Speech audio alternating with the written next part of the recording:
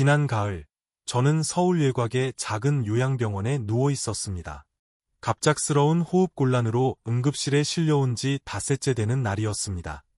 창문 너머로 단풍이 물든 산이 보였지만 제 마음은 그 아름다움을 느낄 여유가 없었습니다.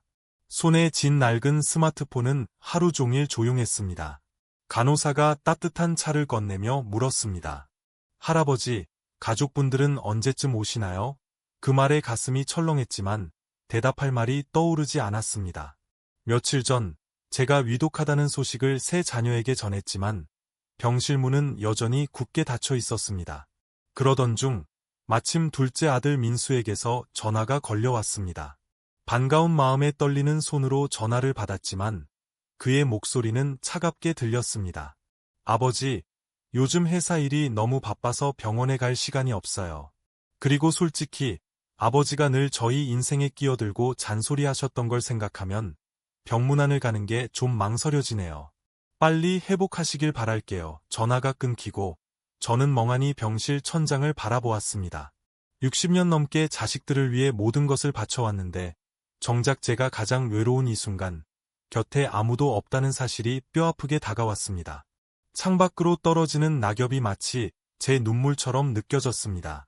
평생 자식들의 행복을 위해 헌신했지만 결국 혼자 남겨진 이 기분은 무엇일까요? 더 가슴 아픈 사실은 이런 비극이 충분히 막을 수 있었다는 점입니다. 제가 지금 여러분께 전하고자 하는 원칙을 미리 알았다면 자녀들과의 관계가 이렇게까지 멀어지지는 않았을 것입니다. 이 이야기를 읽고 계신 여러분께 간곡히 부탁드립니다. 아직 늦지 않았습니다. 지금 자녀들과의 관계가 어떻든 상관없이 오늘 배우게 될 내용은 여러분의 가족 관계를 완전히 바꿀 수 있는 열쇠가 될 것입니다. 이 글을 끝까지 읽지 않는다면 언젠가 저처럼 병실에서 홀로 외로움과 배신감에 잠기는 순간을 맞이할지도 모릅니다. 자녀와의 관계는 한번 틀어지면 회복하기 어렵습니다.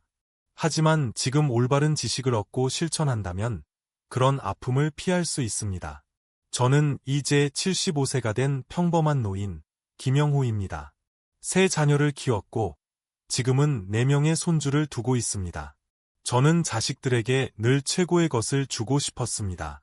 좋은 교육, 안정된 집, 부족함 없는 생활. 그들이 원하는 것이라면 무엇이든 해주려 했습니다. 하지만 왜 자식들은 저를 멀리할까요? 왜 그들은 제가 사랑으로 한 행동을 간섭이라 부르는 걸까요? 오늘 이 글을 통해 많은 부모님들이 품고 있는 이 아픈 질문에 답을 찾아보려 합니다.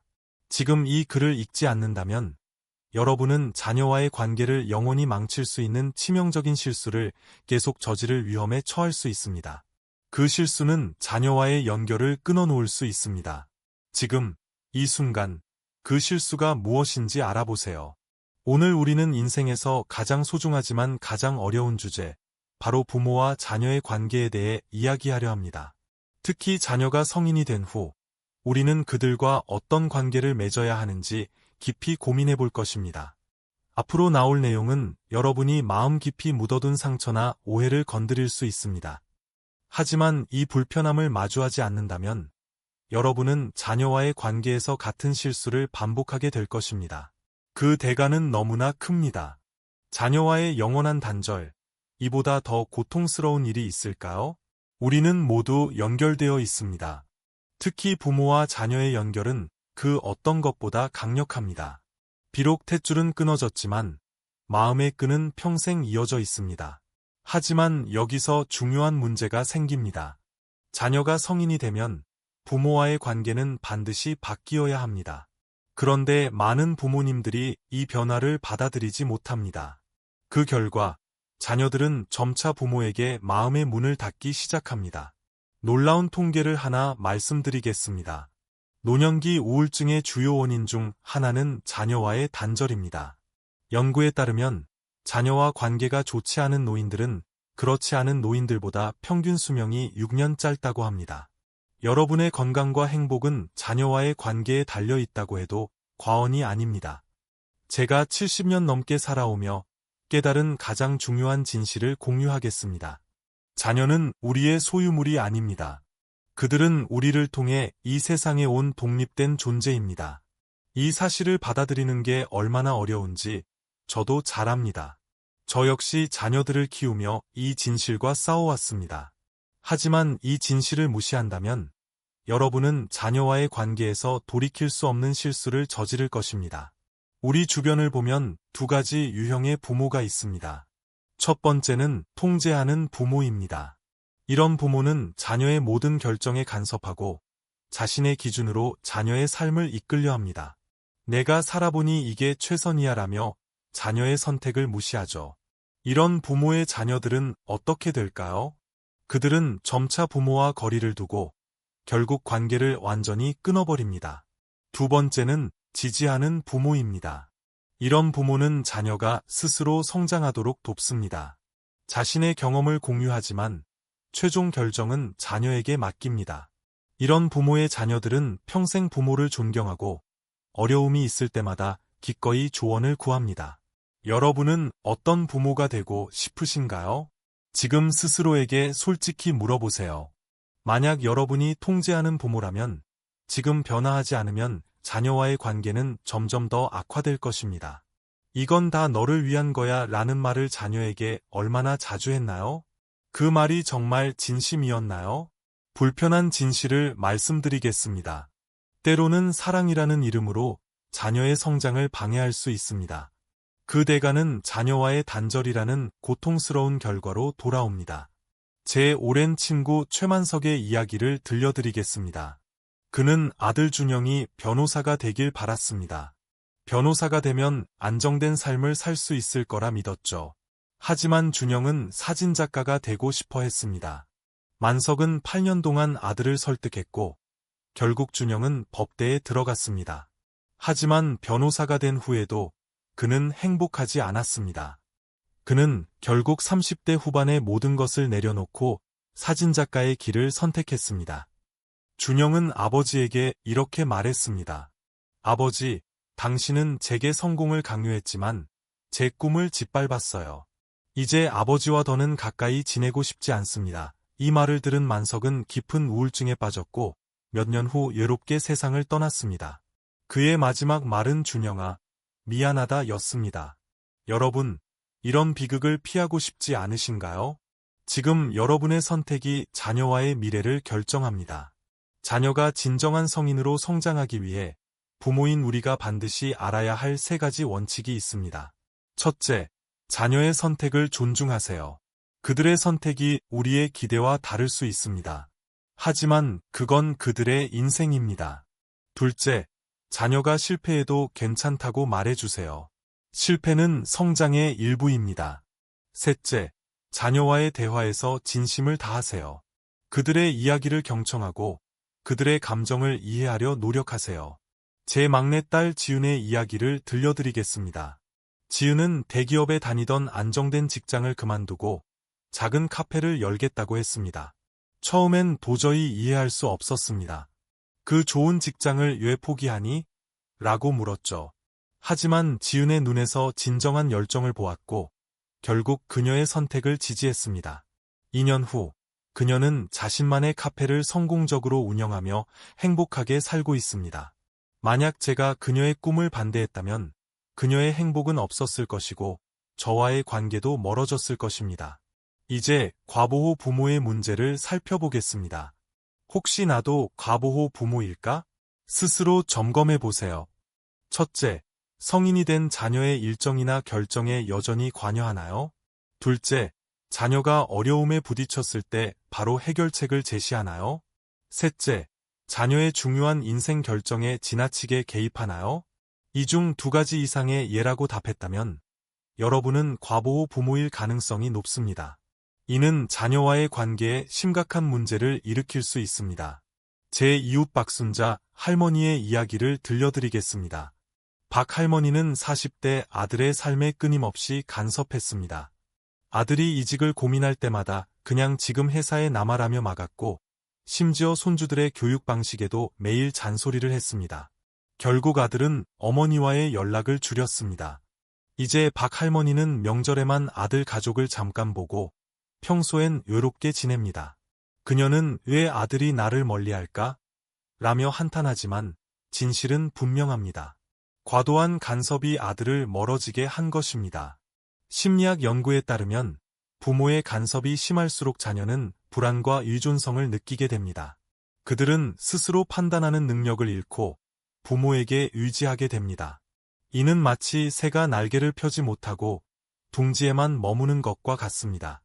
프랑스 철학자 루소는 이렇게 말했습니다. 부모가 자녀에게 줄 수 있는 최고의 선물은 자유와 믿음이다. 자유는 자녀가 스스로 날아오를 수 있게 하고, 믿음은 그들이 넘어져도 다시 일어설 수 있게 합니다.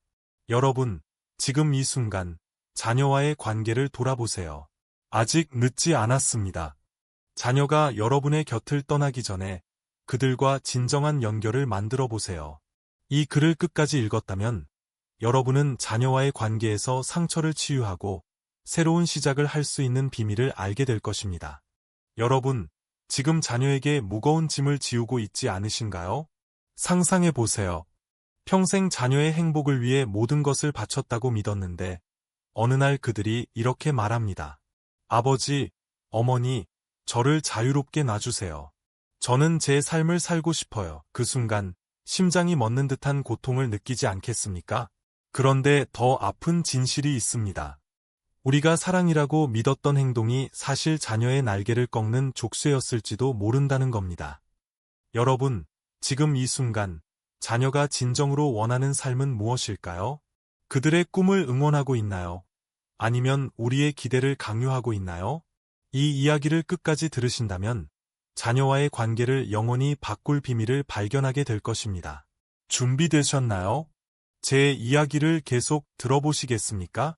저는 김영호, 75세의 평범한 노인입니다. 요양병원 병실에 누워 창밖 단풍이 물든 산을 바라보며 지난 시간을 돌아보고 있죠. 제 세 자녀 민수, 지은, 혜진과 5 손주는 제 삶의 전부였습니다. 하지만 사흘 전 호흡곤란으로 이곳에 실려왔을 때 제 곁엔 아무도 없었습니다. 휴대폰은 침묵했고 간호사의 따뜻한 질문, 할아버지, 가족분들은 언제 오시나요? 는 제 가슴을 더 아프게 했습니다. 민수의 전화가 왔지만 그는 차갑게 말했죠. 아버지, 바빠서 못 갈 것 같아요. 그리고 솔직히 아버지의 간섭 때문에 병문안이 꺼려져요. 그 순간 창문에 떨어지는 낙엽처럼 제 마음도 쓰러졌습니다. 여러분이라면 이 외로움이 어떤 느낌일지 상상할 수 있겠습니까? 60년 넘게 자녀를 위해 살았던 제가 이독한 순간에 혼자라는 이 현실이 얼마나 뼈아픈지 아십니까? 하지만 이 비극은 막을 수 있었습니다. 제가 오늘 전할 원칙들을 더 일찍 알았다면 민수와의 관계는 이렇게까지 틀어지지 않았을 겁니다. 지금 이 순간 여러분의 자녀와의 관계가 어떤 상태든 상관없습니다. 이 이야기를 끝까지 함께 해주신다면 여러분의 가정에 새로운 희망이 피어날 것입니다. 자, 지금 스스로에게 물어보세요. 나는 자녀에게 어떤 부모이고 싶은가? 자녀의 삶을 통제하지 마세요. 제 친구 이정훈 씨의 아들 태윤의 이야기를 들려드리죠. 이정훈 씨는 태윤이 대기업에 입사해 안정된 삶을 살길 바랐습니다. 태윤이 환경운동가가 되겠다고 했을 때 그는 그런 불확실한 길은 터무니없다며 반대했죠. 결국 태윤은 아버지의 뜻대로 대기업에 들어갔고 부모가 소개한 여성과 결혼했습니다. 겉으론 완벽한 삶처럼 보였지만 태윤은 45세에 모든 것을 버리고 떠났습니다. 2년 후 그는 작은 농장에서 유기농 채소를 키우며 돌아왔죠. 태윤은 아버지에게 말했습니다. 아버지, 저는 평생 아버지의 꿈을 살았어요. 이제야 제 인생을 찾았습니다. 태윤은 지금 소박하지만 행복한 삶을 살고 있습니다. 그는 환경보호를 위한 NGO를 운영하며 마을 아이들에게 자연의 소중함을 가르칩니다. 이정훈 씨는 처음엔 아들의 선택을 이해하지 못했지만 태윤의 미소를 보고 깨달았죠. 내가 사랑이라고 믿었던 통제가 태윤의 날개를 꺾고 있었구나. 여러분, 이 이야기가 우리에게 무엇을 말하나요? 자녀의 삶을 통제하려는 사랑은 진정한 사랑이 아닙니다. 그들이 스스로 선택하고 넘어지고 성장할 기회를 주세요. 지금 자녀에게 어떤 선물을 주고 있나요? 그들의 꿈을 응원하나요? 아니면 우리의 기대를 강요하나요?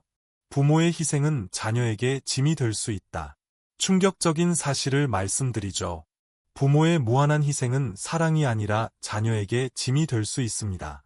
제 친구 박미경 씨의 이야기를 들어보세요.